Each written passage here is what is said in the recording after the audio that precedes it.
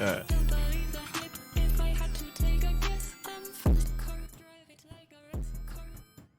Hello? Hello, hello, hello? Hello? Hi! Hey, what's going on? I think I have to restart Discord as admin. Oh, you gotta... Okay. And I just heard myself on your stream, so that's scary. What do you mean? Like I actually heard my own voice. Anyway, be right back. I'm restarting. Okay.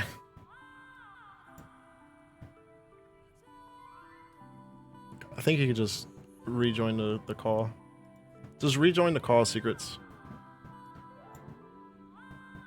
Alright, is this any better? Let's see. Yes, I can actually push the talk while in F-Guns. This works. This works. Okay, cool. Do you wanna... Are you in-game?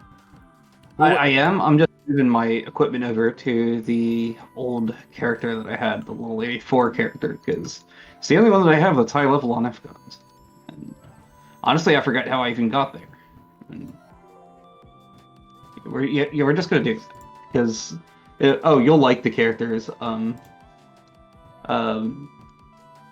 You'll like the character's name once it gets in there. Alright. Alright, Dave custom made the character name. I asked him after the emojis went in, hey, you think we could, get this name in there? It was like towards the end of my time with F-Guns. But yeah, the name is amazing. You'll like it. Alright. You're gonna like it. Here, I'll make a room. Give me one will? second. I don't know if I believe you. I'll believe it when I see it.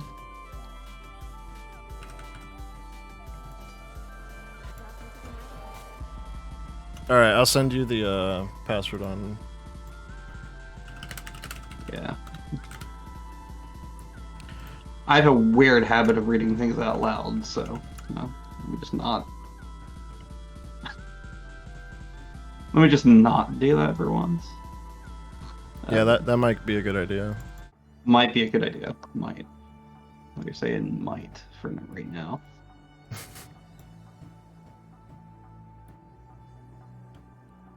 Sorry, I'm getting all the donors that were on the other character equipped. Just give me a second.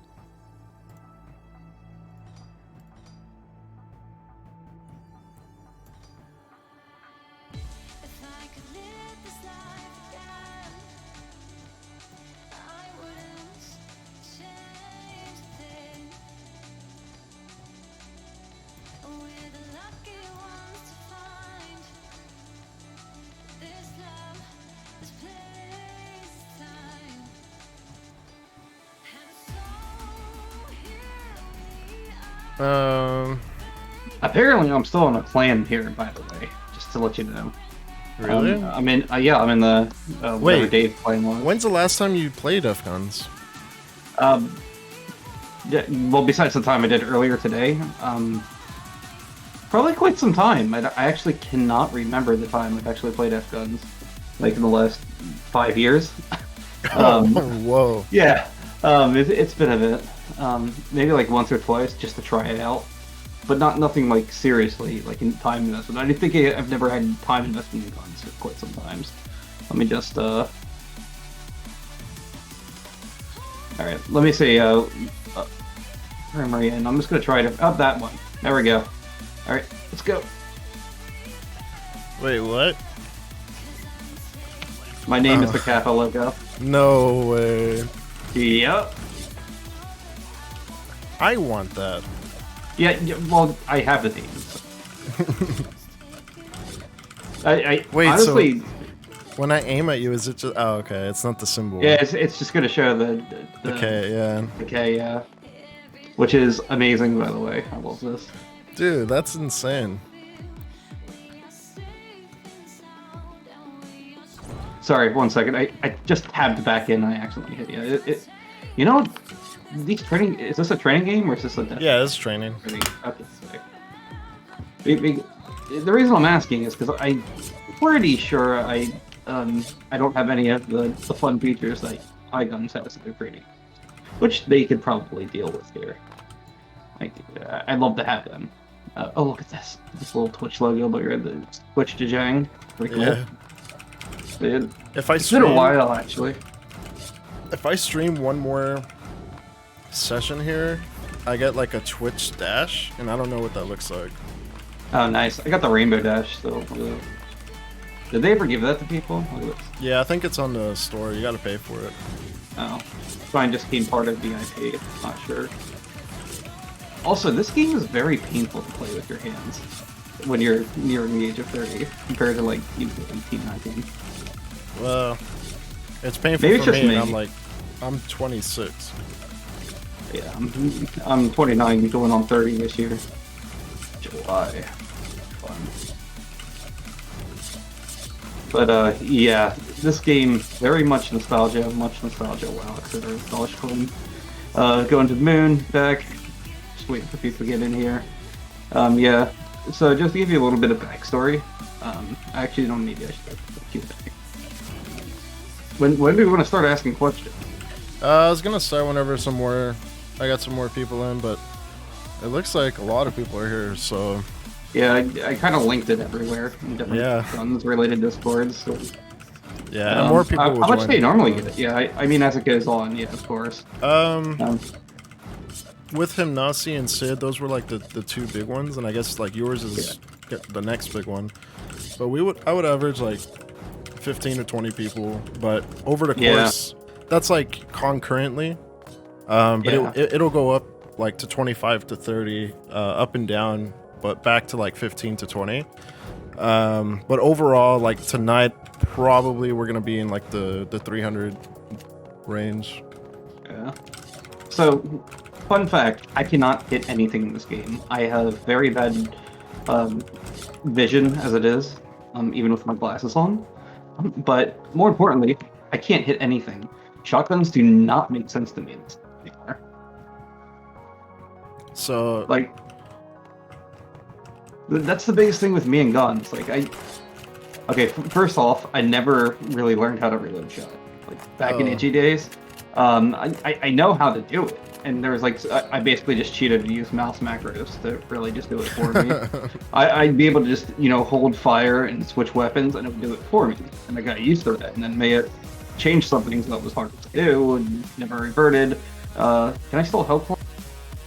Because that was another thing in Idgy that may it took away. That was like the one thing they really shouldn't. Yeah, I can't help climb, can I?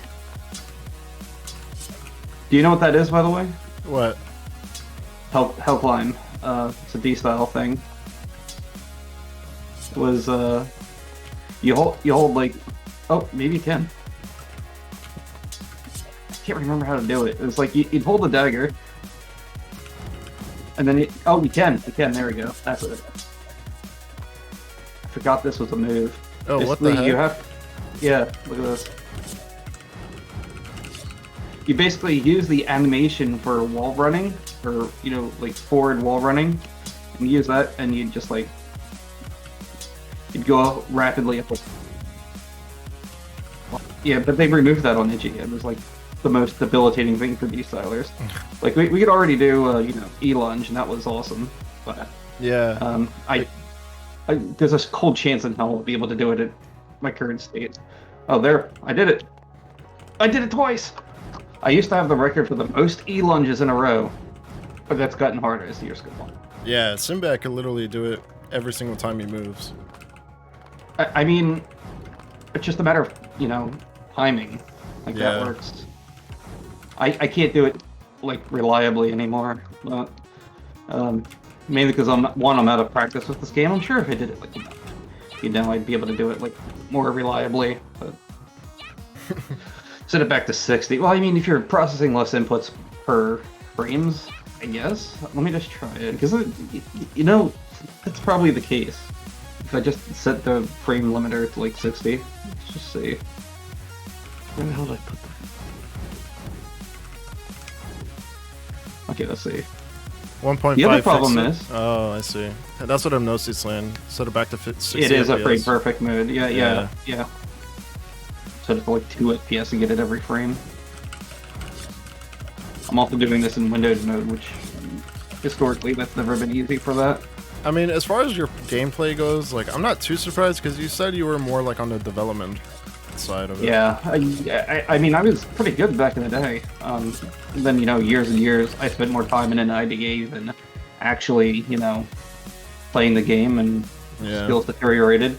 You should have seen me and Fail Everence or whatever his name is. Uh, Him and I had like a Guns 1v1 like 5 years ago, and it was awkward to say the least because none of us know how to play guns anymore. We used to be able to beat them in like a sword fight or a gunfight reliably, Yeah. but now it's about a toss-up because neither of us can aim, which is hilarious. Because we're like he moved on way past guns, as did I, and him and I both have like very good paying jobs in industry. Him more so. He's also in California, so he's kind of in a better position. Just in terms of what he does on a day-to-day basis.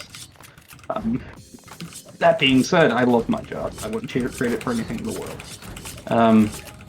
I'm a software generalist, and I make video games, and I do everything. For everything that people can't figure out in something, that's my job. And ironically, that's what I did for like years and years and years. Is I'd fix up, games like GunZ or some other game. EverQuest was my first adventure, and then I just go through and basically change a lot of the game code, add functionality and features. There's one thing I've done that was like a lot from different other things is I strayed away from cheating and abusing the player base as much as possible. If anything, I'd actually if I were to ever like make a cheat, it would be ever something like an aimbot or damage reduction. That kind of thing just killed the game.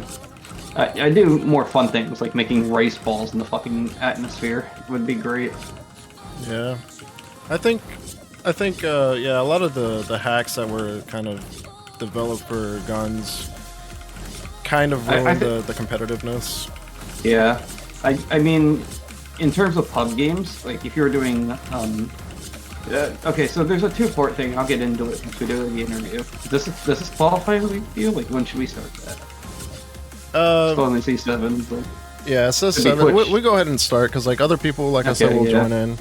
Or they'll watch the VOD. And yeah, exactly. The videos are going to be on YouTube anyway, so... Yeah, so if you wanted to start the re-recording for YouTube, go ahead and do that. Because let's just start off with that. Let me...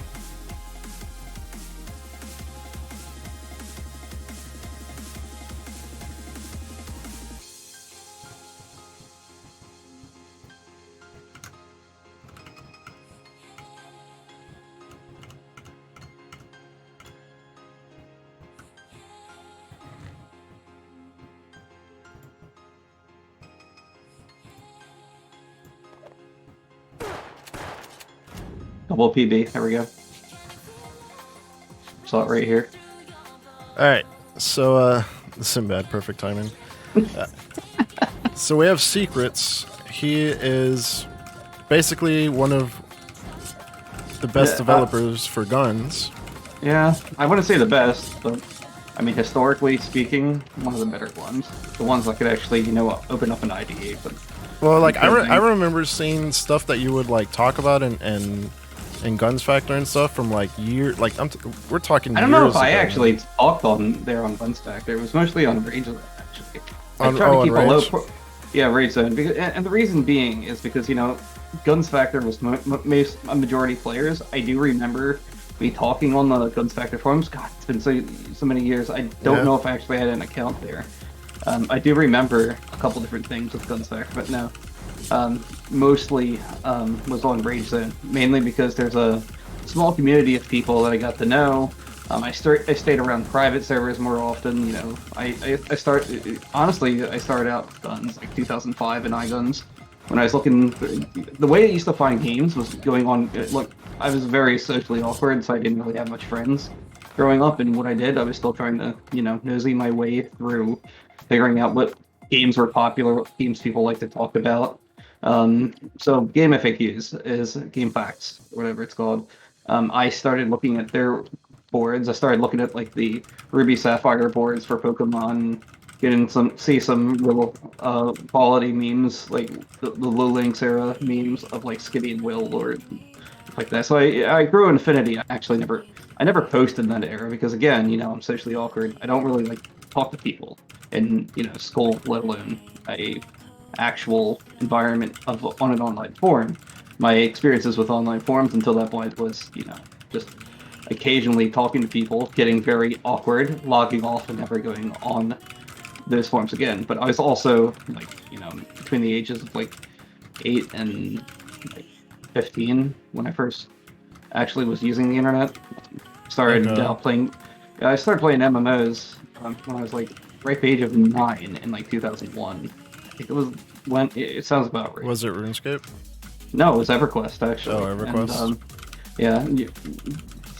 And, basically, I got a tip off from a friend in the 5th grade elementary school I was at that we could go and kill rats in a park. It was in this little at recess, when we're at the jungle gym. And he's like, you can do this game because I was part of the Outcast kids, so we all like technology and Outcast stuff. We had Game Boys. No one else really cared to pay attention to them. It's a completely different world to now, where you see kids just lining up to play Fortnite or something, which is sure. So anyway, guy says you can kill rats in a sewer in this new online game. I'm like, online? That sounds cool. I've never been online except to download cheat codes for Sega Genesis. So I check it out, install the game. My mom gets it from I think it was EV Games or whatever at the time, because GameStop wasn't really around here. We had EV Games and Boss Cobbs and a couple other things. I got the game, and there's like lot of patching, and then I get in there. I'm like, what game am I playing? This game sucks. I uninstall it like a couple moments after getting in there and making my character, thinking, what the fuck am I playing? And after that, I gave it a couple days, let it sit. I'm like, okay, you know what? This game might actually be fun. So I went in there, back in EverQuest. Me and my friends got drunk at a tavern.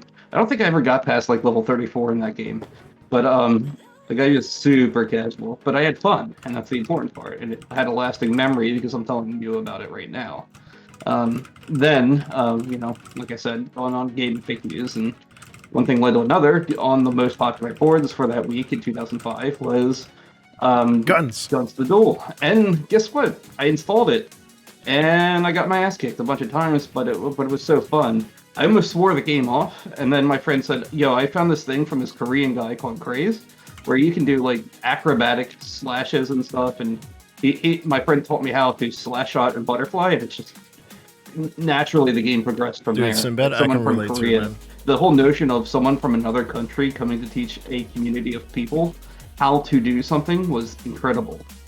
And so I fell in love with the game, and I used to spend time playing Wolfenstein Enemy Territory, which they had a game mode mod where you had persistent stats or something like that, where you could level up your characters, and then at the end of each day, 24 hours, they'd wipe the stats, and you'd have to level them up for that day again, or something like that. Or your dad, so this was like a natural progression, and it blew my mind that you can just level a character, and your character stats stayed persistent, like games like EverQuest. And so I played GunZ, and then I snuck into the JGunZ beta. The JGunZ beta was quite an interesting time because this was like a whole new world to me. When International GunZ launched, there was no premiums, no DLC, no paid content. It was just the game and a bunch of people that played it. Yep. So when you saw something like JGunZ, where they had all these cool, fancy elements, honestly, the thing that sold me for it was the quest and the elements. Yep.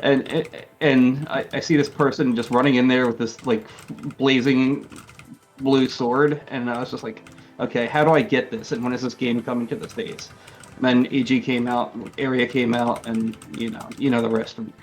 The important thing is I'm here, and the game had a lasting memory, because I feel like this is the fundamental thing that people don't understand about game development, is that developers themselves all love games, for the most part. Unless you're like a business exec who gets into it because they think it's a good investment. Everyone in this industry loves games in some capacity. They've played them either as a kid or in a different era, and they see the value in it. and they see the value in continuing to create products like guns because they were inspired by previous products. Like, for guns, that was being inspired by, well, I think Hypnosian actually, I just actually talked about this not too long ago. Like, fighting games, they were inspired by Matrix movies and EverQuest for the persistent stat system. Guns in its infancy actually almost became a MMORPG that had action elements to it. And they went away from this because they're focus testing. They call them FGTs back in the day, and they still kind of have these focus groups to this day that evaluate games to see if they're going to hit mass market potential. And for Mayet, it was, well, people really like the stylistic action. They like being able to do this.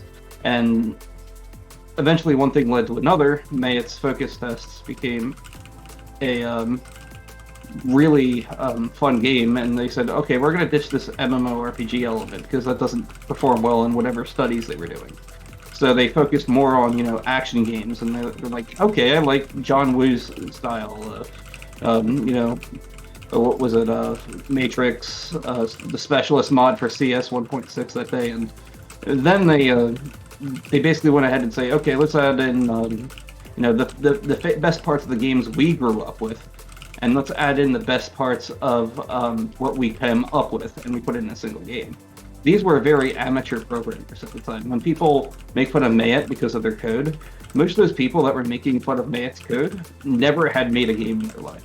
They were amateur hackers that, wanted to just, stick it to the man, because American culture at that time bred that if you could hack a game, you were superior to the people that made the game, when in fact the opposite was often the case. There's almost like there's two. I remember that so many times. People were like, "Yeah, dude, mate sucks. I hacked their shit and made a hack." And, yeah. Or they dropped the database. They caused the locust plague bug to happen. All that stuff, which is incredible, because a lot of those people, like Zen's, the guy who caused the locust plague, or no, I think it was Holy Force or something like that. All these people, and then Zen's was the one who dropped the legacy gamer staple, because what better way to show your superiority than dropping the database of a private server who does not have the source code to the game and has no way of protecting against it, because they don't have a developer that they hired to do it. Sinbad, we did cover the Locust Plague in Hypnosi's interview, but I guess secrets real quick. What is the Locust Plague? So the Locust Plague was a SQL injection exploit that basically allowed you to try and put in the name of a character and delete it. Just by, when you first deleted a character in the game, it would take in the character's name into consideration for the character you're trying to delete. However, Mayet did not actually, associate the account that the character was on to anything that the player was doing. So what ended up happening is you would just say, I want to delete secrets in the database, and you have no character named Secrets on your account. But because you send that packet that says, I want to delete secrets, the server is none the wiser and said, okay, I'm deleting secrets, and delete secrets from the account that has secrets. And when people were saying don't log in, it's because you also needed that player to be online to send the request. So you needed two things. One was their UID, which was you might know as Mayet user ID. That's MUID. You might have heard that term thrown around hacking circles early on. They had the entire protocol of how the game functioned in the client files early on. So you can see that it requires an Mayet user ID, which is sent to other players when you whisper them or check their status in the lobby. That uses a Mayet user ID. What you could do is then check in the lobby, get their Mayet user ID, get their name from the same inquiry, and go ahead and send in a request to delete their character. The server doesn't care. It will delete their character just without any intervention from the server. So they patched that loophole up pretty quick, because this is something that you'd think is, standard for developers to, check for and implement. Well, Mayet and a lot of other companies that during that era did not really think that far ahead. They were amateurs. They were basically a bunch of people in their parents' basements making an MMORPG, or in this case, MMOTPS, that really had not been done before. So stuff like that didn't occur to them. They wanted to make the game first and worry about security later. And this trend continues in industry to this day. And I know people want to make They want to make a game first, because if the game's not fun, you don't want to spend time on all that security and engineering and such. It was actually So really bad. May's job was get It more was. funding. It We're sucked. running low on funding. The game's popular in Korea, sure. In Japan, sure. But how do we get reach out there? And that's the other problem is GunZ is peer-to-peer, so they need to get the game out to an international audience so that people can contact the developer as a publisher, like Iji or Level Up Games, VR or whatever, and get the game published, or Netmarble as it was for Japan. So you needed a publisher at that time. There's no way you were going to make waves in the States. There's too many tax laws, bookkeeping that needs to be done. And for Korean companies at the time, it was more efficient to ask those people to publish the game for you, and you'd send them updates, they'd publish the updates, and you go back and forth on, oh, our player base wants this to happen. Now, this is commonplace well into this day, actually. World of Warcraft still uses a Chinese publisher to add certain features that the Chinese government wants in their game, and also regulates the game so they don't show things like blood. I think that's something they can't do in China, or they can't show pictures of the dead in China. This is actually a problem with PlayerUnknown's Battleground, which goes by another name in China. It's like Peacekeeping United or something. It's some weird name. Effectively, what you'd want to do is, get someone that can target the market effectively and be able to run it legally in that country. Because that was a big legal ease problem that needed to be solved. If you didn't have anyone to do bookkeeping, when you took money from American people, you'd run into trouble really quickly. You'd ruin your reputation, you'd be caught at the border, that sort of thing. These were all fears going through game developers' minds. Today, it's a lot easier.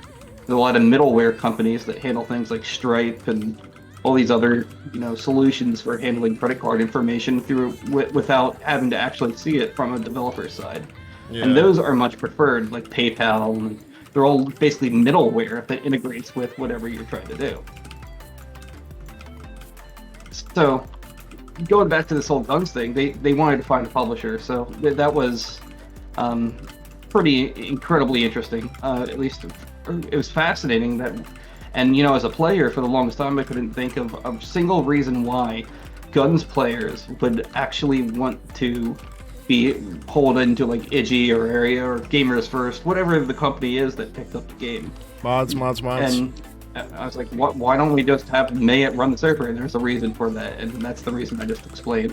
And it doesn't become easy, apparent that that's why they did that until you're in the industry and you start, hearing about what's the best way to monetize, how did we monetize historically, and then you're at companies like myself where,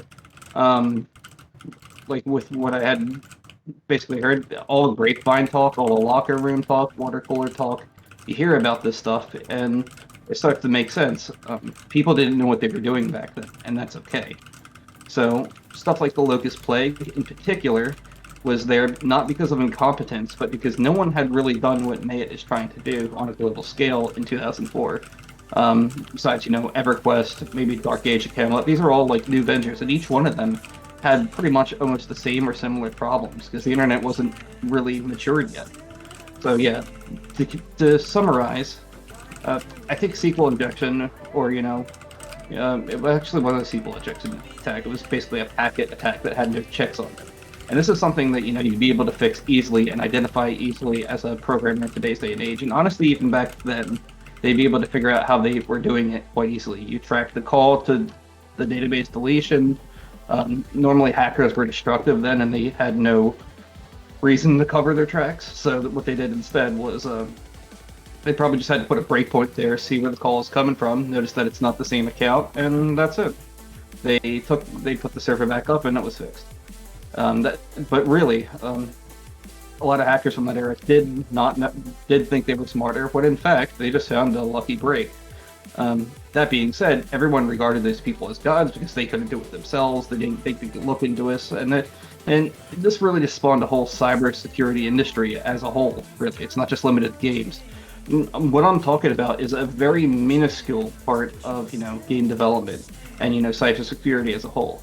When you think about games like getting hacked, like GunZ, think about your local government who has a smaller budget than Mayet did by the time Iggy or Area hit. They don't have a local government could not afford to pay for something like Game Guard per month, whether you'd like them to or not. They have employees to pay. They have all this other stuff. And I think it's a miracle that they were able to do what they did while they still had it. So, that being said, they did pretty good for, not knowing what the fuck they're doing. When you compare them to other people around them, they did pretty good for, compared to the local governments in the United States, who to this day still have outdated, exploitative websites. So, yeah, sorry, that's a lot to swallow. It's crazy to think that Mate really was like a pretty good pioneer for international games, like just global scale, gaming for people to just join a room and I can play with somebody from like Brazil or somebody from Japan. Time. I mean, if you look at like 2 or 3 years prior, we took it all for granted, but now GunZ doesn't barely have anyone online across all the servers. Back then, you'd be lucky to get in as one of the 2,000 lucky players that were on the game. Yeah, true. I remember. Oh man, I forgot about it, dude. Yeah, until 1996 or 1997. I mean, Meriden 59 is like considered the first of its kind. That was like what 1996. You had multi-user dungeons and stuff, which were not persistent 3D worlds. This was really one of the, and considering GunZ started development in 1998, it was one of the first ones. Yeah, I remember one of their other games. It was called Sherwood or something like that, and it was kind of like a dungeon crawler. It was kind of the same thing, but like. I remember early Pokemon clones were just browser based, and you just like press little arrows on a web browser and move your stuff around. And I mean, you might be thinking like Tribes and Tribes 2 and stuff on PS2. You still needed a console for that. You could install it on a computer. You could install Wolf ET or Quake 3 or Return to Castle Wolfenstein and stuff like that. But really, there wasn't much like GunZ. Rip Tribes. And yet there was a big market for people that were, they had a version of Tribes for PS2. Tribes 2 was on PS2. And I remember that fondly because I played that in SOCOM on the PS2.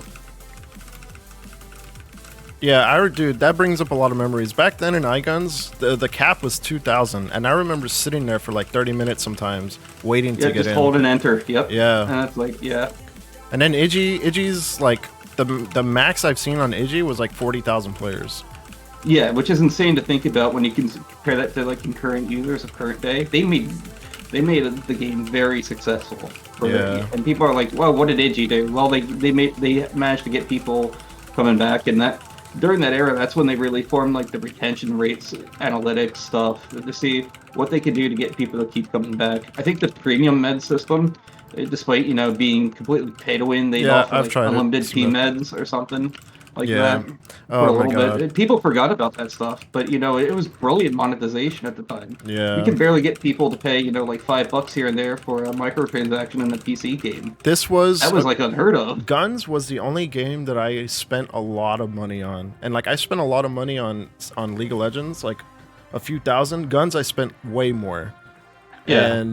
And it was because of the item of the days. They were item of the days were incredible. Full set, permanent, and they were like $35 sometimes, but they were worth it. Yeah.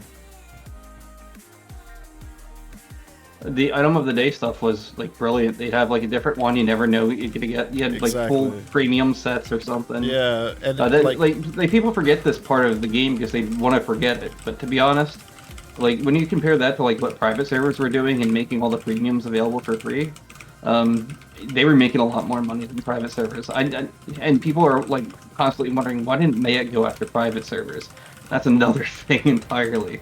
They didn't have the means to, for one. They were a Korean company in South Korea that could not reach the US legally. They had to go through proxies like Iggy/Area, and that most those would be wanting to do is, throw out a cease and desist. Oh shit. Yeah, like I remember that, but they didn't actually go after a lot of it. They actually Iggy took down a couple of my server videos that had the word P server in them, and I got a DMCA strike on 2 of those from NHN USA. Wait, how old was that? That was I got the strike in 2012, and I had made the video in 2010. Oh, I see. So I mean, that was okay, when they yeah. were actually a legitimate company and not, Monkey or whoever doing, or the Brazilian, Yeah. whoever the fuck is doing that. Really, what it came out to, or what it came down to, is that's all they could do. They could send cease and desists or takedown letters. Did not ever actually pursue it because they didn't have the financial means to. To like start a lawsuit against a independent person that you have to find down, hire a private eye to make sure you're getting the right person and all that stuff. Unless they're making it really blatantly obvious what they're doing, like giving their personal information away for free to like everyone who asked, you're not going to catch that person. Like, and secondly, you're not going to have the financial means to, go after that person, even with the item of the day system. What they basically ended up having to do, it was just like, they'd have to go after certain people, like on a, if they were big enough to hit. Because if you don't have any proof of financial damages, you're not going to be able to take them down, even if all they're doing is copyright infringement. Because at most, their host would have to actually take them down for copyright infringement. And there were hosts at that point, where you could just host with them, and they'd have to they'd send a DMCA and you just ignore it. It would go into the fucking void essentially. And then so they never actually got the chance to take someone to court because the people in the private service scene were smart enough to say, I'm not going to make my identities known. Like even LG Keys, who made his personality into a figure, he was like 15 years old. Even if you take him to court, he's not going to show up. He's not going to even care. You can send a summons to him. He's a minor at that point. No one's going to really care if LG Keys goes to court. It's going to be a fucking laughing stock of the judge because cybercrime really hadn't been established to that sort of level. So if you try to say this guy stole a video game, you'd be laughed out of court. And that was the case for for like 2015, 2017, when cybercrime really began to be taken serious with the Occupy Wall Street stuff, the Church of Scientology. Actually, what's funny is the Church of Scientology protests were actually really when the government stopped turning a blind eye to the internet and the collective mass, and then one thing led to another, and then Donald Trump got elected to the U.S. presidency as a joke, which the people are like, why would he get elected? And the reason is because that level of trolling never went away from 4chan. They started with the invasion boards. They promoted different things. People forget that era that was very specific from 2004 to 2007 that bred a lot of hatred and division in basically nerds from people that weren't nerds. And as more and more people got access to the internet, legitimately racist and shitty people actually got merged into the internet. So how's this tie into guns? It's because guns and video games as a general are a microscope that you can use to track human behaviors outside of video games. And when you look at the analytics industry, entertainment basically spearheaded that. They wanted to track what was getting people's eye. They tried to do pop-up ads in the early 00s for the longest time, and then people made pop-up blockers, and then people made it into a media sensation to get rid of ads and fuck advertisers. And it was really good and very successful, but it was backed by no ad revenue, meaning that you would never destroying ads never got you anything. It just got you street cred on the internet among all the other nerds. It's now actually a different perspective today when you get look on people voluntarily, giving their information away on Facebook. And, all these other social media sources where they just advertise their data to be harvested, as opposed to, having to go through stealthy means like Bonsai Buddy to get the information that they wanted. And what's interesting now is we willingly give that information away, where we used to have to pay to get it. And we allow ourselves to be tracked. We allow ourselves to be personalized in terms of ad targeting, because it helps us do our day-to-day. And that's really what Web 2.0 was about, just making machines automate things for us. And then of course the rest with Project Chanology, I think it was called, where they took down the what was it, the Church of Scientology. They had real life protests of people in Guy's Fox masks holding signs about 4chan memes, and it's kind of interesting. And I mean, Aubrey Cottle? what was that? People don't realize the data is new gold. I don't know who that is. I do remember a couple different things. Yeah, I'll probably have to Google that name later. But basically, as time went on and on, I realized that, you know, the stuff that was going on in Project Chanology got carried over into Occupy Wall Street, and then you had, the U.S. government's first brush with actual hackers, you know, like LulzSec. Do you guys remember that one? Basically, when they took down, you know, Sony Pictures Entertainment and a bunch of other websites, they hacked and breached the data, and this is all kind of stuff that's been going on in the games industry for years prior, and everyone turns a blind eye to it because it was games, and you know they're just a video game. Who cares? And then then people started to realize, oh, this is a multi-billion-dollar industry. Yeah, I think and now it has more scrutiny. Before it was yeah, I think it was about the money for sure. Yeah, the anonymous / Chanology stuff is kind of weird and interesting. And then, you know, of course, it gets into stuff like Sabu and all the other people that work from the inside to take these people down. And then you have like you have the rise of social justice right after, you know, the Occupy Wall Street stuff, with a lot of different people just getting involved in there. Not all of them are like you know, tech savvy people, but they're definitely interested enough to at least try and change something. And that's honestly when the internet started taking a nosedive in terms of quality. You started having memes that were, you know, well documented. I used to joke that the Know Your Meme website was like pointless. Everyone should already know the internet memes, and you know, stuff like that. And realistically, that's because memes were not artificially created. They just happened. You stumbled upon 4chan.org and you know, you read about mudkips and shitting dick nipples, and you kind of just grew in love with it because it was hilarious and random. Yeah. I still don't know where the Philosophy Raptor came from. What was that? I said I still don't know where the Philosophy Raptor came from.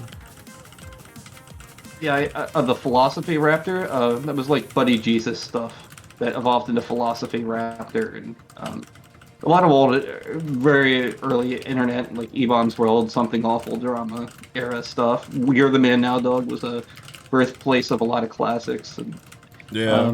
But did somebody make that, like for the meme, or was that ripped from something? I think Philosophy Raptor in particular was kind of manufactured. I think in the early days, I don't know. Like, I think it was like, I actually looked this up because I did not come prepared for Philosophy Raptor or you know, Buddy Jesus, any of those stuff. I know Buddy Jesus was like a statue of Jesus on that they found in someone's house or something like that. There were very organically sourced, you know, internet concepts that happened early on. And we don't really get that anymore because, you know, social media is everywhere. You can't turn a corner without, you know, seeing social media. You guys remember Hot Topic? Hot Topic? Yeah, like where people got all their goth clothing in the early 90s. Oh, and then, yeah, the store. Late 90s. Then, you know, they took over because, you know, the emo/scene thing took off in 2009. And then we got our freaking memes back then from either the internet or a small little bunny printed on a shirt. I mean, at the end of the day, dude, it's like, what was it called? Hell Bunny or something like that? Or whatever the thing that was called? I can't remember what it was called. But there's a lot of stuff that was early ingrained in culture that was not manufactured, but became a meme over time. And when you look at like video games and, you know, you look at culture, I started this at the beginning, but you see stuff like Arya Varwin is a whale, or, you know, you see stuff like, you know, Skitty on Whalelord Action, or you see all the other Guns Factor memes. See Talk Talk #1, that was another one. Not going back here in the fucking Daisy Lane here, the nostalgia trail of Guns memes. But, you know, there's a lot of organic stuff that was sourced in just the Guns community. And again, I say video games are a microscope to the world outside. You can basically cultivate and try ideas in games like Guns without affecting, you know, the world's, without affecting the quality of how many people have food or have pollution in their water. And for a long time, it's just been kind of like a way for a lot of people that are insanely smart to just try ideas without impacting anyone personally. But also, if they do succeed and they impact people positively or beneficially, specifically, they would actually end up, you know, just doing a lot of good for the world. Because you can start taking these ideas you come up in guns, all these other games, and keep them with you your whole life. You don't have to just apply things you learn in programming to just video games. You can apply it to like business and it builds the mentality that if you learn how to do something in one game, you can apply that to anything outside of a video game. And that's why I got into the games industry in particular, because I saw people spending their time, you know, making cheats and stuff that were like damage reducers, or aimbots were the worst offender. I wanted to make something cool. I wanted to make, you know, additions to GunZ the Duel, or, you know, my favorite games, because I loved the idea of innovating. And I mean, Mayet's, you know, old logo was Think Innovation, whatever it was, because they wanted to innovate on what they've already seen. And I think that mentality rings true to this day with, you know, indies and, you know, some startups that come out there to make video games. And I really appreciate that, because this is something that needs to continue to. If we don't share the knowledge we learned while we're on this planet, we'll be repeating the same method of learning until we just keep getting in a cycle where we can't get out of it with, you know, learning something and then forgetting about it. I have the worst problem with memory. I'm trying to get better at it myself. I ask people for advice and try and use their brain. It doesn't really help. And instead, you know, what really does help is actually doing things that benefit people. So, you know, just talking or using others to come up with solutions. I got to really use my brain. I'm saying that on a personal level because it's something I need to work on. And if I need to work on it, there's so many other people in the world out there that need to work on it. You need to just write down everything, exactly what Hypnosia is saying. Because if you don't document it, no one's going to know how it's going to work. You can spend a day or 10, like you know, telling someone you got to do this, you got to do this to be a successful game, or to do this, you need to do this.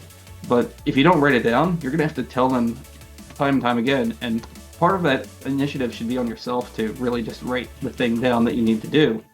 Because if you don't write it down, then, you know, you're going to have to ask, what was that thing you wanted? Or, you know, what was that game we wanted to make? What was that concept we wanted to try? If you don't write it down, sure, you might want to just innovate. But if you don't actually write it down, you're not going to remember it ever. And some of this stuff is just, you know, loose thoughts in my head that I'm telling you right now. But some of it is actual, you know, practical experience. I've had to, like, reflect on a lot of different things. And yeah, when you write stuff down, it's a different part of your brain. I believe that. But yeah. So in terms of like GunZ development, I mean, as far as I remember, it was only like what, 5 or 6 guys. There's a lot more over the years. The problem is personalities clash. Let me tell you something you might not know about programmers. They are either in, I'd say, like 3 categories. One, they are very overly ambitious but lazy. Or they're, you know, hold on. I can't even word shit, dude. I'm getting like brain spikes. Gift me donator shots? Yo, Sid, ban that guy. I'm just kidding. Yeah. I forgot that you're the guy that's interviewing me, but yeah. Hold on. I can't hit you. I cannot. I just can't, dude. But yeah, GunZ. The problem with GunZ development in particular. Here, you want to do a sword fight? I can at least hit you with swords. Sword? Okay. You have a dagger. Did I fucking stutter? No, but you daggered. Alright, we can go. Oh, god damn. Oh, frick, dude.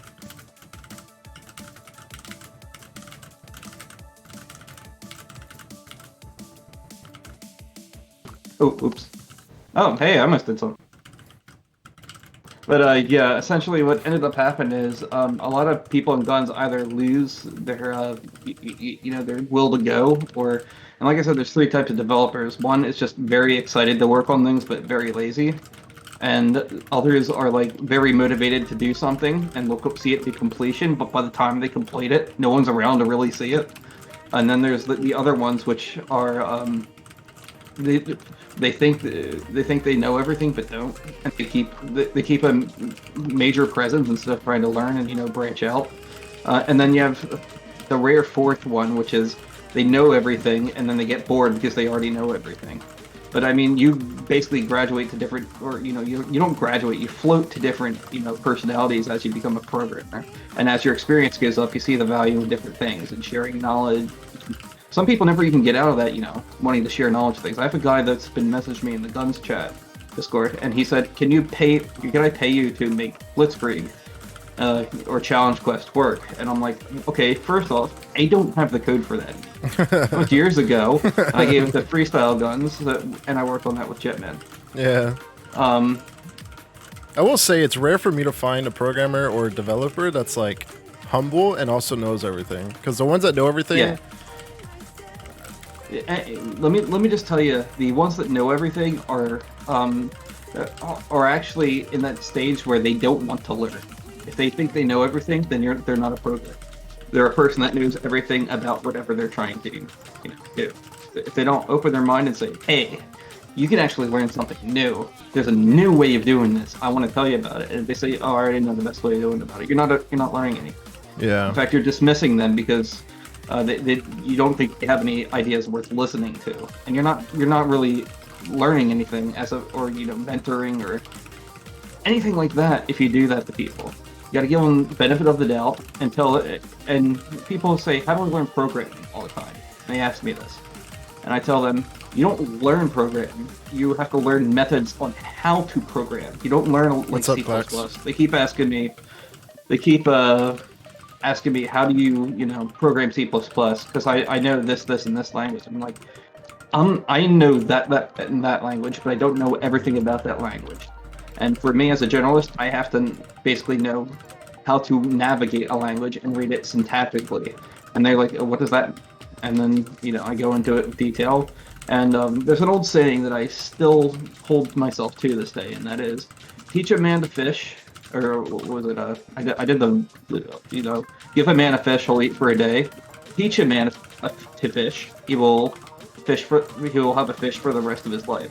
And yeah, and then he can start a business. Then he can start a business, selling fish somewhere to people who have other talents that aren't fishing.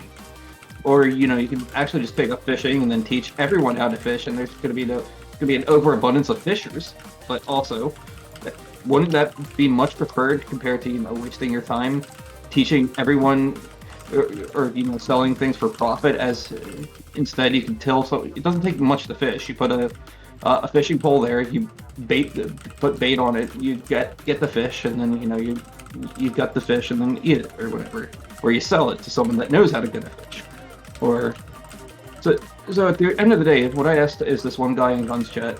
He's been asking me, "Hey, can you sell Challenge Quest?" And I'm like, "Yeah, I could, but should I? Just because you can doesn't mean you should."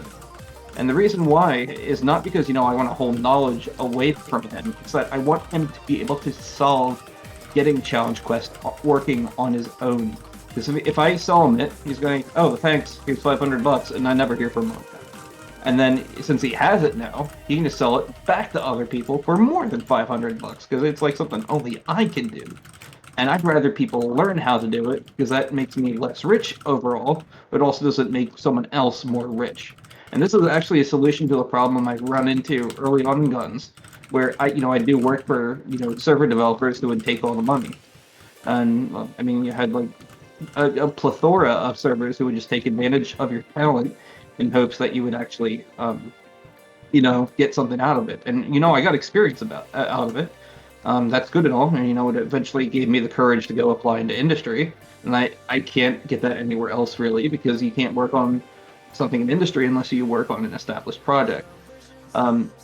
So what I ended up doing is telling this guy, "Sure, what do you need help with?" So he's like, I need help getting the Challenge Quest source. And I said, "Well, have you tried, compiling it?" And he says, "Yes, I did this, and this. It didn't work. Can you please sell it to me?"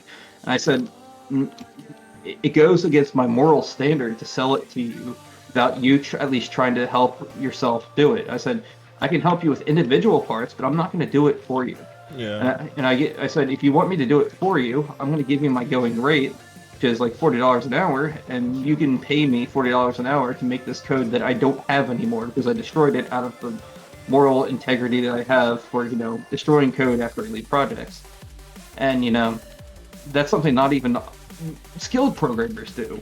And the reason why I do that is because, again, I really don't like reteaching everyone. I'd rather just say it once and have, that be it. And that's because people don't document or note anything. Just expect someone to do it for them. And the worst part of private server development is they expect you to do it for free, or for inconsequential compensation. Like, you get like $500 for something that would probably take 2 weeks of work. That's not a fair exchange. The guy can go then and sell whatever he bought from me for $500 to everyone. And you might think, well, that's just capitalism.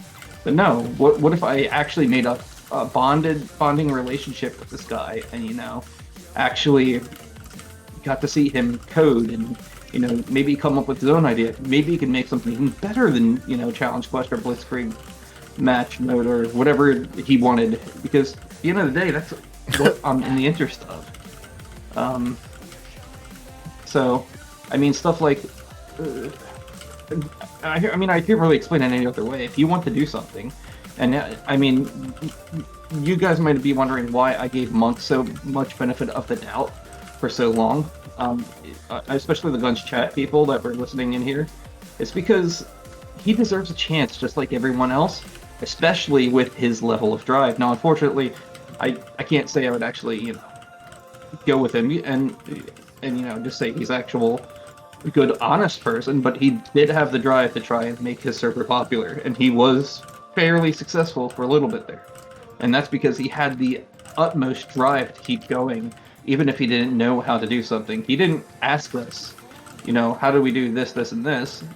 He had mostly just himself and a small community of people he brute forced into existence. And I think that's to be respected of in itself, and that's why I never really was abrasive towards Monk at any point, really, till other shit went down. Yeah. I still also believe that like anyone can change. Just because they did something shitty in the past doesn't mean you have to hold them to that shitty thing in the past. I mean, there was a what was it? There's some guy that was I can't remember his name. Fucking, I can't remember the guy's name. I'm sorry, but there was someone in the past that did something that was really heinous, and then started looking into my personal information, digging it up, saying he was gonna intimidate me and all this other stuff, which is also just complete horseshit, by the way, because there's nothing he could have done to me or otherwise. And the only thing he ended up doing is intimidating my family offline, which my mother just dismissed, and I kind of got scared a little bit because I've never had anything happen. That was before I got into the games industry or anything, so I was a little bit spooked. And one thing led to another, and the guy disappeared into fucking thin air, and I stopped giving a shit. He stopped giving a shit, and if I were to meet that guy today, I would applaud his level of dedication. I think I saw something on Jim Browning's channel where he goes after scammers. And he scammed a scammer recently, and like in those Jamaican telephone scammers that have the you just want a trip to Jamaica or something. Here, you just put in your credit card details to get something. He scammed one of them, and the guy on the other line just said, "Man, you finally scammed me. You scammed the scammer." And then at that point, I realized that there's still a level of humbleness even among thieves, and or people that hate someone else. Opinions can change. People can change. They have to be willing to change, though. And I'm sure if this guy and I actually met up again, I'm sure he'd say, well, why did you do all this shitty things? And I would say, here's why I did shitty things. Why did you do this? And he'd say, this is why I did this. And I think all the people that I've normally really talked to, I could, sit back and have a glass of water with over a nice, steak somewhere. Because, honestly, people are still people at the end of the day. They can change, 5-10 years. They might not be the same people that I met 5-10 years ago. True. I think people have what is equivalent to a sunk cost fallacy, where you have a group of people treating you bad, and even though it's years later, they're still gonna treat you bad. You might as well. Oh yeah, they're gonna treat you bad, and they're not gonna trust you. But at least you're not on like shitting on each other's Cheerios terms. Right. And But it's like I know the Sid person. and what's his name? Sid and the other guy, the Deviok. Sid and Deviok go at it all the time in Guns Chat. I don't understand why that is. They're basically having the exact same goal, but because they had something happen to them before, they argue with each other constantly. And you know, I love both of them. And the reason being is, but you know, I take Sid's side more often. I'll just be honest and admit that. Well, Sid's like pretty. He's a pretty chill guy. He's pretty chill and he has pretty solid logic on some and things. And Deviok is a chill guy too. But he's normally chill with his group because that's his personality. And maybe him and Sid had something going on a couple of years back. They're always at each other's throats. Him nosy, talks to him all the time, and you know, eventually, there's something going on there. But it's not my place to judge that. Everyone, at some point, is eventually a person that has to make decisions for themselves. Sid, that was his decision was, you know, just to back off after being said it's not worth arguing, and same with, and Deviok's situation was, you know, back off because it's not worth arguing. And at the end of the day, these people are people that are cut from the same bread, but you know, a product of whatever environment they're in. They can take the side of, you know, someone that Sid doesn't like, and now all of a sudden Deviok is hated by Sid or something in the past. It's really not my place to judge these things because it does nothing for me as a programmer. If I spend all of my day worrying about this stuff, like who's gonna, you know, dox my mom, or you know, who's gonna put down my coding skill, I solve for me and for what I want to do. The reason I solve for me and for what I want to do is because the people around me matter, and I want to solve for making these people awesome, happy. You know, I want to benefit everyone in this community that I said I was going to benefit in. And anyone that, you know, stands in my way of that is not standing in my way. They just have a very strong opinion on how it should be done. And that's fine. You know, if you stifle innovation, you're also stifling people's opinion. That doesn't mean you have to take their opinion. It has to mean you have to listen to their opinion. Because their opinion is valid. True. And everyone that you talk to in this world has opinions.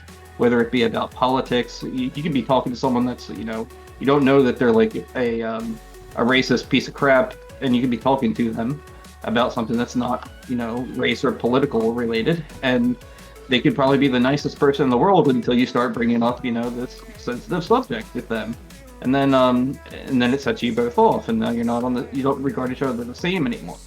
It's these little things that I don't really have the time to be worried about. Or instead, I focus on, or caught in between it, because you know, I just want to make, code. That's all I want to do. I want to make code. I want to make good, lasting experiences for people. Top of the hour, guys. I have to run an ad so that people coming in. This takes off. I'm only going to be about like 15 more minutes, by the way, just to let you know. I know I'm here. Oh, really? So then I should have run an ad then. I know. Yeah. Well, all right. So if you're only going to be on, let me ask some more questions because I have. Yeah, sure. I know I've gone off tangent for a lot of different things. I do want to stay, like, going to bed, like, 11 o'clock on normal time. I know it's a weekend, but, you know. Okay, so, in terms of, like, the developing, you helped, you helped Dave and JP a lot out, right? Yeah, I did. They were some of the greatest people that I've had pleasure working with.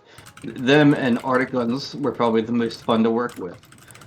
Generally, though, what I've noticed is it's not so much more of the people you're working with, it's what you can do with if you're given creative control over something. And for a lot of these people I've worked for, I was making their dreams come true.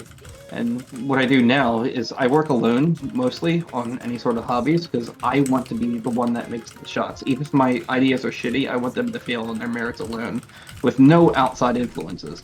And that's kind of like what people did early on, you know, with games like EverQuest. They'd fail on their own merit because the developers had a vision and they stuck to it. Or, you know, some other person comes in and changes, like, the vision of whatever game you're making. Now it's crap, that sort of thing. Right. So, I worked for, like, Arctic Guns, I say as, like, a I worked on Art Guns, Dark Guns, and FG. Those were the three that I primarily worked on. We had a couple. People might not know this, but my friend actually hosted Watch the Prince gun server. Jacob is Fail, whatever you want to call him. He is he was one of the masterminds for the coding there, and I got to see and check that server from the DDoS threat. There was some guy using a program called Slow Loris, which is a Perl script. So you got to remember, there's a lot of different projects I've been on. I think my top two favorite ones to work on were F-Guns, because they let me do a lot of crazy ideas, and Watch the Throne, just because that was just such a weird concept, and it also strengthened my bond with someone who I really respected, which is, Alan Shot Young and Everence and all those people. Yeah. And now, so like now you're I think you're on the iGuns development. No, actually, no, I don't do guns development anymore. Oh, really? Okay. I need to get back into it at some point. I don't have the time right now, but I will make time if I have to. Yeah, I don't think I'm done here. Like I gotta be honest. But it doesn't seem like it. It seems like you're still pretty passionate about the game in itself. I'm very passionate about everything that I've grown attached to. So tell me more. I saw it was like this is from maybe like a year ago, maybe 2 years ago. You actually emailed Masangsoft, and so that was an interesting situation. I sent them an email because I actually wanted to host my own version of the game. I'm that much level seated into the games industry right now, where if I were to make a private server attached to any part of my name, I wouldn't feel right. Mainly because I've actually made games that I'm proud of. I've made console ports of PC games that I'm proud of. I've worked on major AAA titles that I'm proud of. And at this point, it's just like, I don't see myself actually making a guns product that would be a private server. If I was going to do this, I want to do it legitimately or, for a group of friends to play. Right. That's the only thing I really want to do. But at the same time, I also want to make, very awesome contributions that everyone can use. If you remember back in the day, you see the capture the flag mode on the freestyle. They were like one of the first ones to have it. I worked with Lucas and Linear 88. I put them on there for like the debugging credits or something like that. I mostly did the code. Lucas did the art for that big bulky flag, and eventually they did the one on freestyle guns. But I wanted to give these people some recognition, because I've had this capture the flag ever since I saw Attack and Defend being played on Igi. I wanted to make this a reality, so I did it, and I posted the code publicly on RaidZone, and give or take a couple of years later, there was a what was it? Basically, everyone started implementing it, and it became like an official private server game mode, unofficial private server game mode. You know what I mean? Yeah. Like that, you could only get that game mode on private servers. They never implemented it, and it was just cool. And then I just said, well, that's cool, but how much could I push the envelope? So yeah. Anyway, continue on. So okay, in terms of that, I mean, from your understanding as a game developer that has pushed titles out and worked on things like that. What is your Fuhan? Thank you for the follow. What is your outlook on Masangsoft bringing it? I mean, what do you think is the main attention grabber? Is it money? Is it the thing is, I don't understand a lot of Masangsoft's inner dealings. I think they are a company that buys IPs on the way to the grave, and then they try and rehabilitate them, and then give them to another studio or something like that.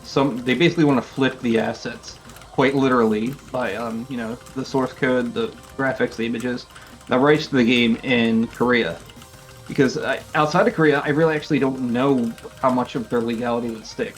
Guns is not a registered trademark in the United States, or copyrighted in the United States. And even then, the trademark only handles the Guns logo. It doesn't handle the real space engine or anything like that. Those are dead patents at this point. So I really don't know what they want to do with the game, because they said they would bring it out in like a couple of years, and then they blamed it on the COVID pandemic. These are all things that are, general excuses for video game companies to say to investors or something generally, some sort of monetary interest that they aren't focusing on it, and they will continue to use excuses until they either just let the property die, which has happened many a time. Star Wars Galaxies is a pretty good one. Warhammer Online is another one. They will let these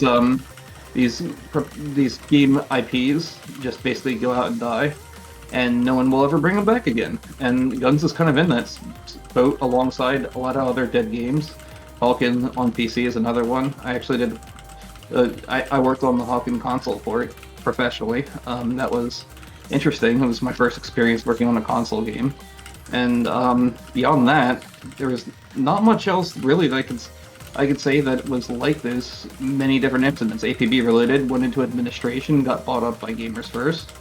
There's a lot of different little incidents, but not many I can actually say that actually ended up in GunZ position where the entire source code is leaked. So any value that had was worthless. You'd basically be paying to host the game on Steam, and you'd have to have a plan to restore it if it goes to Steam. But honestly, I think maybe the game was obviously better when it had more population. Playing with the same people day in, day out means that there's no growth to the game. You're either really, really, really, really, really good at the game, and there's no room for casual play. Yeah. Or you're very bad, because you're obviously casual. I do think that is something that could be fixed if we had like a Steam release for it. It would draw like more attention. I don't think it would actually draw attention, and that's the risk for a lot of publishers right now. Is even if we were to get GunZ back on Steam, which would give the best chance of success, I don't know how many people would actually go in there and play it. Yeah. We're all moved on. We're moved on from that. You know, there's better game engines out there. You would have to basically remaster the game from scratch to really get it on Steam and, you know, fun, playable. And I don't think, well, for one, you'd have to be Missangsoft to do that, which they have very little experience in that. And two, they'd have to, no, I don't even think of maybe 30k unique accounts, but I think it would see maybe 100 to 400 unique players online like it does right now. On release, it might spike up to like 2,000. Historically, like games like Arcade, who constantly re-release over and over, or Bless Online, who release over and over and over, only see about 1,000 to 2,000 on launch day, and they taper off after that. GunZ has a lot of sentimental value for the people in the community, but there's not that many that would actually go and support a Steam release. And they'd be more honestly interested in profiting off of cheats for it than anything else. You basically have to do it from scratch. One of the things is like, yeah, if GunZ does get released on Steam, it does have to have a some sort of like anti-hack for sure. I want to ask you a question here. Mm-hmm. If they put in an anti-hack, like easy anti-cheat or, you know, fair fight or something, what's going to stop people from, once they actually break that for whatever patch they've put out on the game, what's going to stop people from, you know, just bypassing? Because GunZ is a very documented game. The source code is public. I mean, I can say that about Unreal 4 too, but there's certain parts. The whole game is public. It's not like Fortnite where there's some parts that are obfuscated, and even then, the main idea, like, what would you for really hacking constitute an accurate anti-hack that, you know, bans people? The only right thing now, I can say, as far as that goes, man, I mean, at that point, it's one of those things, right? You have people that will create like just like an account, you know, a dummy account just to hack. So right. So I mean, there is that happening in mass quantities if you were to release the game on Steam. Yeah, true. But nowadays we have things like hardware ID bans and things like that, where you can literally your hardware ID can be banned from playing the game, even if you use... I'm going to stop you right there. Short of something like what Riot did with Valorant's anti-hack Vanguard, there's so much analytics you can do to track people, but GunZ doesn't have that many avenues to play the game, that it would be incredibly difficult to, one, monetize the game, because players are so used to, you know, queuing up and dropping into matches, which GunZ player base is inherently incompatible with. And secondly, if you were to do that, then you'd have to, you know, just basically exclude people that you'd basically have to add a purchase price to the game. I actually think that a game like GunZ would probably work better if it was a, you know, game like Valheim, where you just pay $20, you go get early access to it or whatever. You work on the game, you allow mods to be made for the game, and you don't charge like a persistent beta progression style thing, but you need more of a game to even do that. Every sort of arena shooter that I've seen, like GunZ, Quake, Champions, you know, Hawken, all these games really had abysmal retention rates because there's no reason for them to come back each day. And you can even put reasons for them to come back each day. They won't because there's no repetitive value in killing each other in a deathmatch over and over again. And the current day gamers are not going to be appreciative of something like that, like they were back in the early 2000s. And I think at the end of the day, it would be more of a profitable venture for people that are actually making cheats than, people actually playing the game. You'd really have to just redo the game in a different engine. You'd have to keep the core concepts the same, which would be like, slash shot, butterfly, having to aim with your weapon, no recoil, and all this other stuff. Yeah. I think that's a good point, Scuba. You pay $20 to get the game.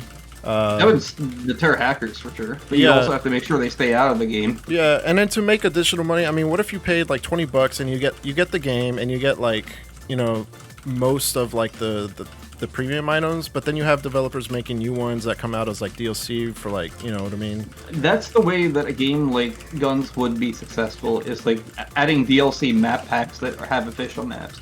I think Killing Floor 2 is actually the best example of this. It's an Unreal 3 game that has existed way past its prime, and they released new DLC packs and map packs, and they allow the community to mod the game. There's no persistent progression beyond whatever the official servers have. Yeah, I think it's more about the game's mechanics and the items and stuff like that, more so than the graphics. I mean, you look at games like CS:GO, where the graphics aren't that great, but it's the mechanics of the game, and then the packs. I mean, Counter-Strike's a multi-million-dollar game. Exactly. That from its inception was like platinum hits on the GameStop shelves, and stuff like that. Yeah. But they have a much larger community than say GunZ ever had. True. But I honestly do believe. I mean, how do any big games make it, right? Big AAA titles, it's done through marketing, and so like on the indie developer side, like who's heard of Knockout City? Not heard of it actually. Yeah, and like. But let me just tell you something real quick that I've seen just based on personal experience, is that if you do sell the game as like a $20 pack, people are like, there's not going to be any skins to buy. Well, basically. PMEDs and all that stuff. We're do you really want to go back to paying $20, $50, $100 just for unlimited PMEDs, or do you want to just pay $30 for a game and buy DLC packs to support the developers in running, operation costs? Yeah, that's really all you need to do. That's what I was kind of implying. Like, you buy the base game, you get like the things that are already on it, but then you have, new cosmetics, new maps. Yeah, those things are awesome. Or new weapon types. Yeah, exactly. And you get the DLC keep pack adding play to with it. Yeah. And then of course you have Steam Workshop or something on the side, so people can actually make games that they want to do. Yeah. I think that's the way you would actually monetize GunZ. Barrier of entry to keep out the cheaters, and you Steam off to like authenticate that if you're getting in the game or not. And then beyond that, you would just pay one price and then have the game for the rest of all time. Yeah. I think that'd be a lot more sense. And the reason why I'm mentioning this is because Hawken was actually supposed to be a $30 Xbox Live Arcade title, and it ended up being a free-to-play game, much like a GunZ, because they joined at the peak of the free-to-play hype, and that game never actually took off as a free-to-play game because the parent company spent more on marketing than they did the actual game. So by the time it actually, peaked, it was already over. They had already made no money from it because they already spent all on marketing and advertising and stuff like that. And instead, what they were supposed to do is, expect this free-to-play revenue to come in like they had analysts project. It wasn't the way to go. You needed to go put the game on console after all. You needed to have that $30 price point because the game wasn't getting people to buy the game. And it went under, and then Reloaded Games bought it out, went on console, and had the same free-to-play model, which is a pain in the ass on consoles. So I don't know if you guys ever played a free-to-play game on console. Yeah. The whole idea of having a cash up on console is terrible. Yeah. But yeah, ultimately, that would be the way to go. Sorry, I need some water. No problem. I don't know if GunZ would be like Destiny at that point, because Destiny is kind of like an adventure game. right? So you're paying for content that way. Yeah, in guns you wouldn't be really paying for a full price game. 60 Right. mil. Yeah. No, that would be too much, fine. and like it's not a content oriented like like rich in lore and all that stuff. It's not really like that. Even Halkin had like a pay $20 and get everything ever for life. We had, I think Halkin had that like in a launch plan is if the monetization model didn't make sense on consoles, it just release a buy this once, you have everything packed. Yeah. Except for cosmetics, and that worked for a little bit, but honestly didn't turn the game around. I think You just want to have a barrier to entry because if you get people in the game without actually spending anything, that's gonna be a problem. I think especially Iggy had a game of guns. very successful. Iggy was span. brilliant, but there's also a different era that they started in. There's True. nothing like guns. True. You could get the better experience from Fortnite instead of guns right now. I mean, it's the same concept. You use 2 double shotguns at the beginning of Fortnite, and it was in a lot of ways it attracted a lot of gun streamers. What's funny? Yeah, what's funny is a lot of streamers. League people were all like Dyrus or whoever, I can't remember, was Guns player or whoever. Who was it? I can't remember who was. Oh man, you're Dyrus, Poke played it, man. There's so many big streamers that played it. Yeah, they've all played guns. They've all heard of guns. They want it to succeed, but guns didn't want itself to succeed. And the reason being is because they never really found what clicked past the free-to-play era. The thing with like a Steam release is like, if there was something there with a Steam release, I'm like sure people that played it in the past. You need to just they play, but would it be sustainable? And the answer to me would be no. You'd have more happy customers, which is what you need for a game like Guns. You need people to be happy that it's there, that they just go back to their library and play it at any point. If players could host their own servers, if they could have that sort of deal going on there, and I think that's. We all talk about when's the next big gun server going to come out, or who's the biggest gun server. I think you are the biggest. You are the next gun server, like the people watching the stream, and it's not because you don't need it like to scatter to the wind and like 3 or 4 or 5, 6, 7 different Guns private servers all vying for compatibility. I think you just need one that lets you host your own gun server without a database backend. You play the game how you like it with your friends, and that would be the kind of game that like have a CS 1.6 style server listing where there's no progression, or if there is, it's only local to whatever server you're running. That, in my opinion, yeah, kind of like Freestyle Guns' Quest. I like the questing on F-Guns. Oh, F-Guns questing is something I wrote.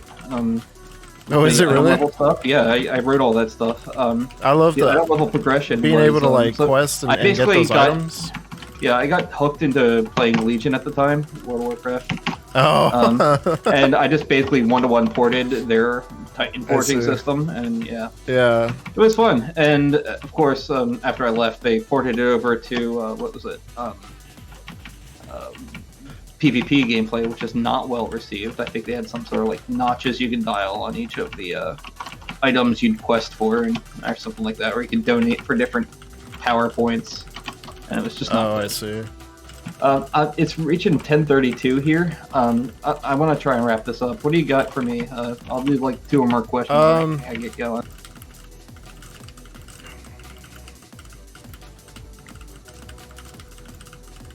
Let me see. I have a bunch, man.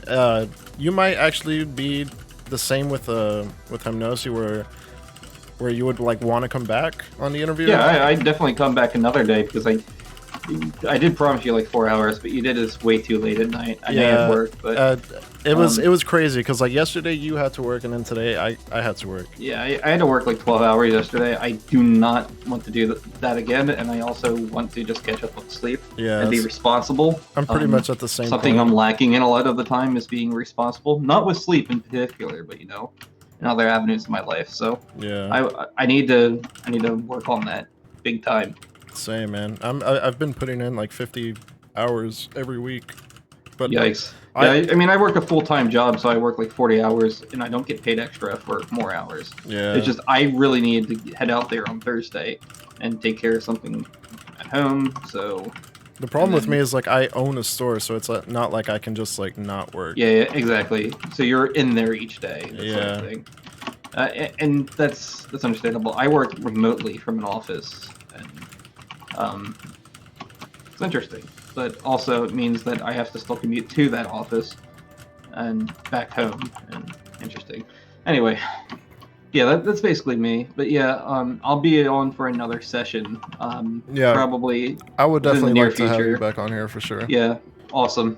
Yeah, there's a lot more I wanted to talk about, but there's so much I have in the day. Definitely keeping me in mind for any time you have like free space. I'm not gonna like pressure you to get me back on or anything. Just whenever you got a free space, let's talk it out. Let's see if you can get me back on. I appreciate that. Yeah. Adulting doesn't suck if you're actually a responsible adult. You can actually have a much more enjoyable time being an adult than playing a video game if you just let yourself go of the mindset that you have to continue playing video games constantly. I've done that recently. It's one of the best things I've ever done for myself. And the reason being is because the people around you don't suffer when you're playing video games. And as I did this interview, I feel like I'm even giving up on the people around me. So that's being said, we got to be careful with the timing next time. Because as much as I like, wasting a lot of time on here, there's a time and place for it. Yeah, for and sure. I mean that goes for like all games in general. Yeah. I make games enough now to know that if I'm going to be making a game, I'm going to be making a game that I want to play. And for right now, that is like not dedicating like 3 or 4 hours in front of a computer raiding a boss in World of Warcraft by pressing Frostbolt once at a time until the creature's dead, because that's basically your rotation in Classic WoW, and I hate that Classic WoW, and I don't like WoW raiding in general to begin with, but I played Classic for like maybe a month and then realized it was a waste of my time. And WoW raiding turned into a job for me, so I stopped doing that. Yeah, it's basically a second job, so don't... Yeah. Anytime you see yourself saying, I need to stay on the computer and do something more, then, and you can't just... I'm going to sound like my mom back in the day. If you can't just pause it, and you just pause that game, if you can't step away from your game for at least a couple minutes, then maybe you shouldn't be playing that game. Because, there's a lot of young people in here probably going to say, well, I should be able to just play games. I'm reserving time to play a game. Well, yeah, sure, but what about the people around you? They matter so much more to you in the end. And you only get so much time on this planet, let alone with them. True. So just try and appreciate what you have while you have it. Especially if you have the methods to actually sit there in front of a computer and play a video game that you really like, because you never know when you might not have that freedom, you might not have that luxury of just not having to give a shit anymore. So true. Anyway, so yeah, I do appreciate you being on here. I know the scheduling was kind of like conflicting, for both of us. Yeah, but honestly I had a good time, and that's what's the important part. You asked me some really good questions. I got a lot of philosophy out here, which is kind of great. That's kind of what I came in here to do. I know there's going to be some individual questions. I hit pretty much everything I wanted to do. Anyway, you guys have a great night. It was good having me on here. Good to be here on your stream. It was interesting. I'm interested in coming back on here and talking about more of like the interpersonal part of development, but also I really want to touch more on like the coding part of this, because there's a lot of things that people don't understand about the GunZ code base, what you can do with it, what a code base is, and I really want to touch more on where things went wrong with guns over the years, and that would how be things could have interesting. changed. Yeah. Oh, well, I appreciate you being on here, man. I really, really like when I have interviews like this where it's very informative. Oh, yeah. Anyway, have a good one. All right, thank you. Take care. Thank you. Have a great night. Thank you.